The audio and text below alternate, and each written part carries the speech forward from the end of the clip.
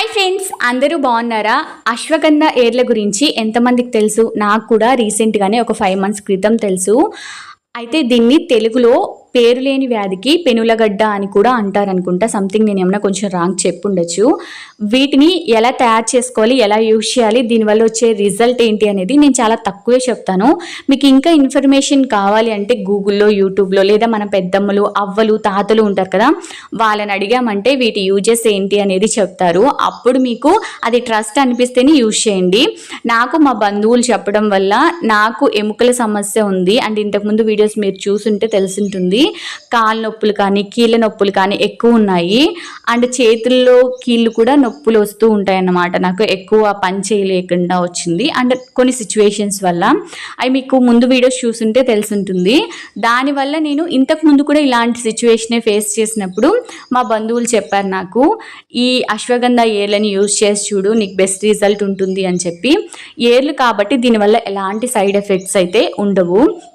అయితే దీన్ని ఎలా తయారు చేసుకోవాలి అంటే మామూలుగా పొడి కూడా దొరుకుతుంది మీషోలో కానీ, లేదా మనకి ఆయుర్వేద షాప్స్లో కానీ దొరుకుతాయి, లేదా మీషోలో ఈజీగా అశ్వగంధ ఏర్లు కూడా దొరుకుతాయి చాలా తక్కువ ప్రైస్కే. అయితే నేను అశ్వగంధ ఏర్లు మీషోలో తీసుకొని వచ్చుకున్నాను. అవి ఎండ పెట్టుకొని పొడి కొట్టుకొని కూడా మనం యూజ్ చేయొచ్చు, లేదా పాలల్లో ఉడకబెట్టి ఆ పాలన్నీ ఏర్లు పీల్చేసుకుంటాయి. తర్వాత వాటిని ఎండబెట్టి పొడి కొట్టుకోవచ్చు. నేను అలా పాలల్లో ఉడకబెట్టి ఎండబెట్టి పొడి కొట్టాను. తర్వాత ఎలా తయారు చేసుకోవాలంటే మామూలుగా పాలు పడవు అనే వాళ్ళకి మామూలు వాటర్లో నీళ్లు కాంచుకొని వేడి వాటరు గ్లాస్లో వేసుకొని బెల్లము అలాగే అశ్వగంధ పొడి వేసుకొని తాగొచ్చు, లేదా పాలు కాచుకొని బెల్లం వేసుకొని అశ్వగంధ పొడి వేసుకొని కూడా తాగొచ్చు. ఇది నైట్ పూట తాగడం వల్ల స్ట్రెస్ లెవెల్స్ తగ్గుతాయి, ఎముకల్లో బలం కూడా పెరుగుతుంది. నాకు తెలిసినవి ఇంకా చాలా అయితే ఉన్నాయి యూజెస్ దీనివల్ల. ఎందుకంటే ఇవి ఏర్లు కాబట్టి దీనివల్ల ఎలాంటి సైడ్ ఎఫెక్ట్స్ ఉండవు కాబట్టి బెస్ట్ రిజల్టే ఉంటుంది. నేను ఇది ఇంతకుముందు ఒక 10 days అలా యూజ్ చేశాను, కంటిన్యూగా యూజ్ చేయలేదు.